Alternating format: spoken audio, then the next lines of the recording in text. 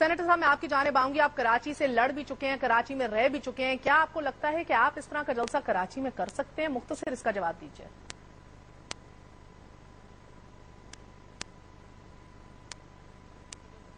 तो बहुत बड़ा शहर है।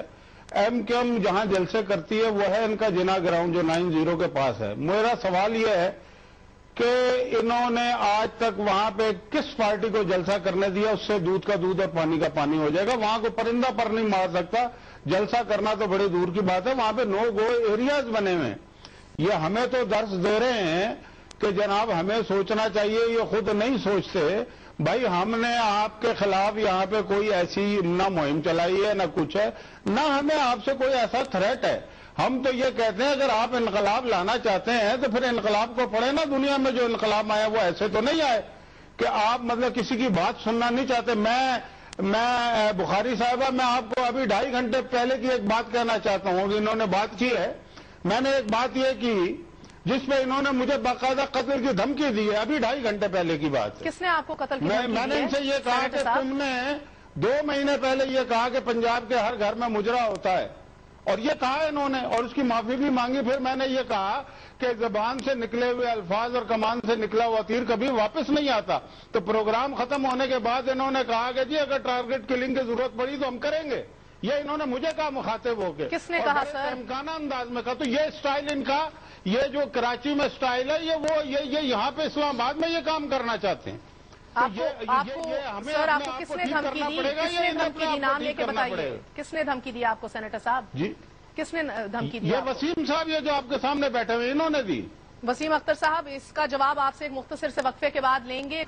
Welcome once again to crossfire. आज अल्ताफ हुसैन साहब ने कहा है पंजाब में रवायती सियासत का रुख तब्दील हो रहा है, अवाम एमक्यूएम की जानिब देख रहे हैं। अहम सवाल यह है कि अभी ब्रेक पे जाने से पहले सेनेटर मुशाहिदुल्लाह खान साहब ने इंकशाफ किया है कि एमक्यूएम के वसीम अख्तर साहब ने उन्हें 2.5 घंटे पहले जो है कत्ल की धमकी दी है।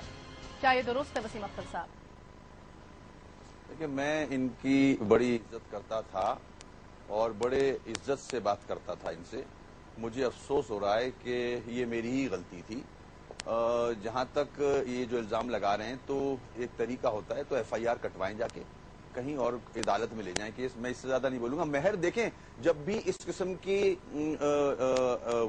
जलसे हुए हैं एक ऐसी जमात के जो पहले उस रीजन में नहीं है, उस सूबे में नहीं है, और उनको एक ब्रेक थ्रू मिला है, तो वो जमातें जो इस मुल्क को रूल करती आ रही हैं, मौरूसी सियासत और करप्ट कल्चर सियासत का, उसको राइज किए हुए हैं, तो वो घबराते हैं। ये बौखलाहट पना है ताकि इस किस्म के बयान दिए जाएं कि उसने ये धमकी दी, उसने ये धमकी दी, अवाम को मिसगाइड किया जाए, कंफ्यूज किया जाए।